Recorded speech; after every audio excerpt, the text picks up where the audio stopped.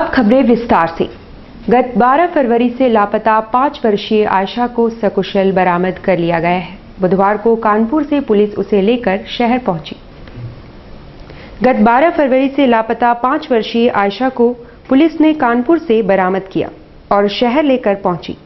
बच्ची को पाकर उसकी मां निहाल हो गई और उसका दूसरा जन्म बताते हुए कहा कि इसका जन्मदिन मनाया जाएगा। पुलिस ने शहर में आयशा का मेडिकल जांच करवाया और माता पिता को सुपुर्द कर दिया।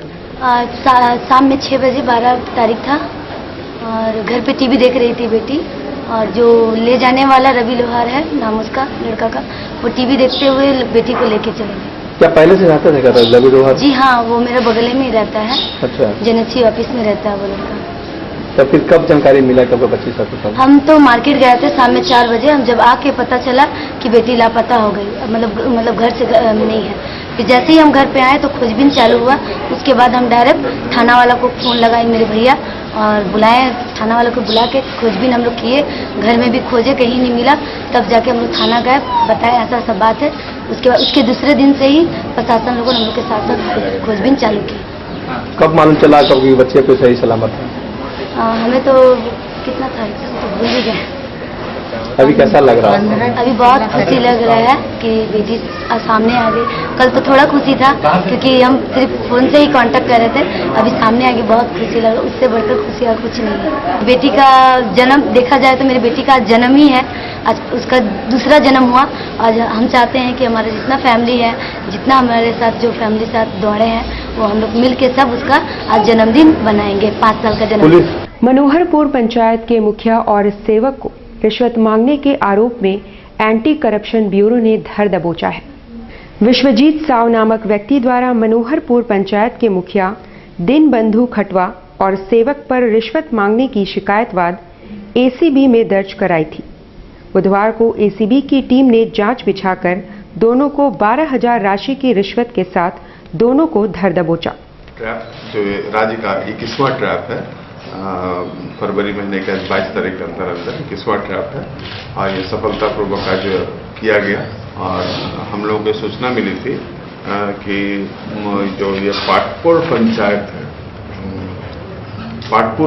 है बारागोड़ा में, वहाँ के मुखिया और पंचायत सेवक के द्वारा 14वीं वित्त आयोग के तहत जो कुछ योजनाएं होती हैं, उसमें योजनाओं को निर्माण करने के लिए जिन अभिकर्ता को चुना गया था, उस अभिकर्ता से उसके फाइनल पेमेंट के लिए घूस की मांग की जा रही थी। उस पर उन्होंने हमारे पास संपर्क किया और हम लोगों ने एक टीम का गठन किया। टीम के गठन के पश्चात आज ये सफलतापूर्वक रेड कंडक्ट किया गया, जिसमें पंचायत सेवक और मुखिया दोनों को घूस लेते हुए 12,000 रुपया रंगे हाथ पकड़ा गया। टीम का नेतृत्व हमारे डीएसपी प्रमंडलीय कार्यालय के श्री अमर कुमार पांडे कर रहे थे। बैंक ऑफ बड़ौदा के धनबाद ब्रांच के मैनेजर 3 दिनों बाद सही सलामत बरामद कर लिए गए हैं, पर वे अपनी सुध-बुध खो चुके हैं और बेहोश हैं। मालूम हो कि धनबाद बैंक ऑफ बड़ौदा के मैनेजर गत 15 फरवरी को जमशेदपुर ब्रांच विभागीय कार्य से आए थे। उसके बाद से वे लापता थे। 21 फरवरी को पुलिस ने उन्हें बरामद कर लिया है, पर वे बेहोशी की हालत में हैं और कुछ भी बताने की हालत में नहीं है। हालांकि उनके सकुशल बरामद हो जाने से बैंक कर्मियों ने राहत की सांस ली है।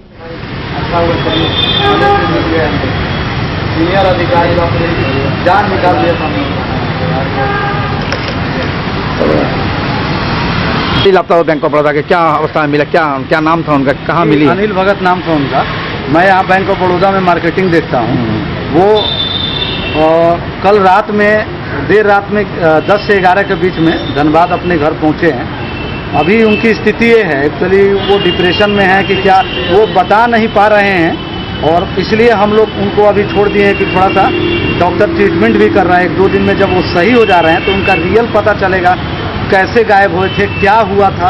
अभी सब चीज़ पता नहीं चल पा रहा, लेकिन वो आ गए हैं हम, और इसमें मीडिया का बहुत बड़ा योगदान रहा। आप लोग हाईलाइट किए कल, और इसमें इसके चलते हमको लगता है कि बहुत जल्दी होता है हम लोग का। वहाँ के जो लोगों से पता चला, वो अपने आने का हम लोग को पता चला। गोपाल मैदान में डिजिधन मेला का उद्घाटन केंद्रीय मंत्री सुदर्शन भगत ने किया। गोपाल मैदान में डिजिधन मेला का केंद्रीय मंत्री सुदर्शन भगत ने उद्घाटन किया।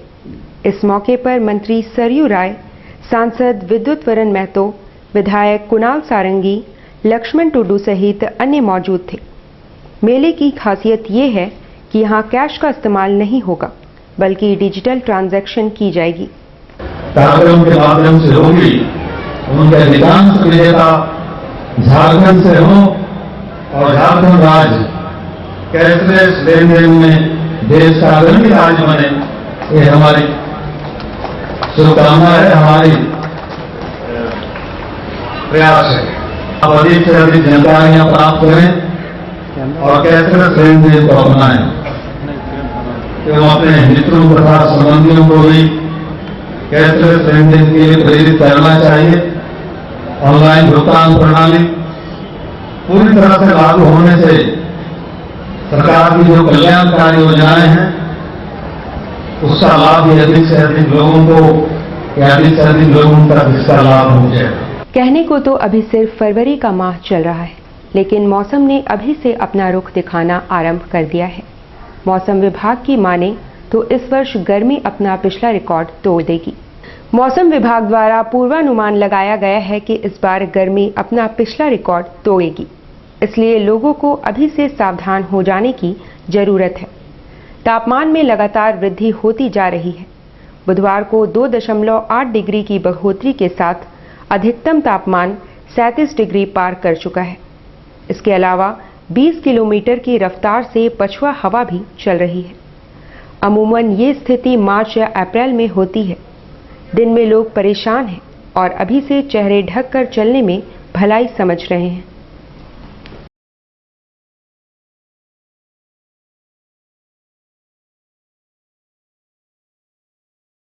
अपनी विभिन्न मांगों को लेकर बैंकों में 28 फरवरी को हड़ताल रहेगी। इसी संदर्भ में बुधवार को बिष्टुपुर में उन्होंने प्रदर्शन किया। इनकलाब जिंदाबाद जिंदाबाद जिंदाबाद, यूएफबीयू करे पुकार, इनकलाब जिंदाबाद, यूएफबीयू करे पुकार, इनकलाब जिंदाबाद, बैंक अधिकारी कर्मचारी करे पुकार, इनकलाब जिंदाबाद, बैंक कर्मचारी अधिकारी करे पुकार, इनकलाब। 28 तारीख को क्या होगा? कौन करेगा? कौन करेगा? हम करेंगे। अब जिंदाबाद जिंदाबाद जिंदाबाद, our unity long live, long live, long live, our unity long live, long live, long live, इनकलाब जिंदाबाद जिंदाबाद जिंदाबाद, इनकलाब जिंदाबाद। आगामी 28 फरवरी को हमारा एक दिवसीय सांकेतिक हड़ताल है और इस हड़ताल को सफल बनाने में हम अपने कस्टमर का भी सहयोग लेना चाहते हैं। हम जनता को ये बताना चाहते हैं कि हम लोग सिर्फ अपनी वेतन वृद्धि के लिए काम नहीं कर रहे हैं। हम ये बताना चाहते हैं कि हम उनको शहर में इस भारतीय परिवेश में जो हमारे बीच हमारे बेरोजगार नौजवान हैं उनको बेरोजगारी की समस्या से जूझना पड़ रहा है, जो कि बैंक मैनेजमेंट और सरकार मिलकर हमारे बहुत से परमानेंट कामों को लेकर उसमें आउटसोर्सिंग करना चाह रही है। हम इसका विरोध करते हैं। हम विरोध करते हैं सरकार की उन नीतियों का जिसमें श्रम कानून को काटा जा रहा है। हमारा बैंकिंग राइट्स, हमारा बैंकिंग बहुत सारे हमारे ट्रेड यूनियन राइट्स है, उनको क्षति किया जा रहा है, उन कटौती की जा रही है। बीएसएनएल के सीजीएम के ठाकुर ने कहा कि गांव-गांव तक 3G सुपर स्पीड नेट पहुंचाया जाएगा और बेहतर सेवा दी जाएगी। वे बुधवार को मीडिया से बातचीत कर रहे थे। बीएसएनएल जो है पूरे एरिया को वाईफाई दिया था और सारे फैसिलिटी जो है सो टेलीकॉम का पार्टनर बीएसएनएल रहा है और हम लोगों ने यहाँ पर स्टॉल लगाया है जहाँ पर हम फ्री सिम दे रहे हैं।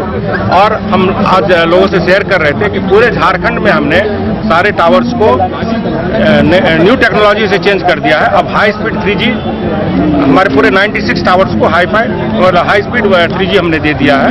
इसके अलावा 14 नए टावर जो है हमारे मार्च तक में लगने वाले हैं। इसके अलावा हमारे जो आउटस्कर्ट्स में जितने टावर्स हैं सबको हम लोग हाई स्पीड करने जा रहे हैं और जमशेदपुर के अंदर में लैंडलाइन ब्रॉडबैंड के लिए हर एक नेटवर्क एरिया को फिजिबल कर रहे हैं। तो लोग लैंडलाइन ब्रॉडबैंड के लिए बुकिंग कर सकते हैं और हम हॉटस्पॉट्स भी लगा रहे हैं जमशेदपुर में और यहाँ से जमशेदपुर से रांची के रूट को हम लोग पूरा 3G कवरेज डाल। ब्रेक के बाद खबरों में फिर से आपका स्वागत है। केंद्रीय मंत्री सुदर्शन भगत ने कहा कि 5 राज्यों में भाजपा की जीत होगी और भाजपा सरकार बनाएगी। मीडिया से बातचीत करते हुए केंद्रीय कृषि मंत्री सुदर्शन भगत ने कहा कि 5 राज्यों में नतीजा भाजपा के पक्ष में होंगे और भाजपा की सरकार बनेगी। कृषि के क्षेत्र में उन्होंने कहा कि तेजी से कार्य हो रहे हैं और किसान भाइयों को काफी लाभ होगा। है यहाँ के हमारे युवा साथियों को ज्यादा से ज्यादा कौशल विकास के माध्यम से कैसे उन्हें स्किल किया जाए, कैसे उनका कौशल विकास किया जाए। और मैं समझता हूँ कि इस कार्य को कौशल विकास मंत्रालय बखूबी इसको अपने स्तर से देख रहा है। और अभी झारखंड में पहला केंद्र में मैं समझता हूँ कि मेरे संसदीय क्षेत्र में झारखंड में गुमला के बिशुनपुर में अभी पिछले दिनों उसकी उद्घाटन ऑनलाइन उद्घाटन माननीय प्रधानमंत्री जी ने देश के जो 30-35 जो कौशल केंद्रों का जो शुभारंभ है उसमें झारखंड में बिशुनपुर गुमला का भी प्रारंभ हुआ। और निश्चित रूप से इस प्रकार के कौशल विकास के हेतु जो भी कार्यक्रम भारत सरकार ने चला रखा है, मैं समझता हूं कि आने वाले समय में हमारे युवाओं को इससे रोजगार की भी अवसर मिलेंगे। और जो हम स्किल इंडिया की बात कर रहे हैं, बाकी इससे भी अपने देश के साथ साथ हमारे युवाओं को भी काफी टारगेट आप लोगों ने फिक्स किया है कि इतने युवाओं को कल अपने स्तर से देख रहा है इसमें, क्योंकि मैं यह मंत्रालय में नहीं देख रहा हूं, इसलिए मैं बहुत विस्तार पूर्वक नहीं बताऊंगा।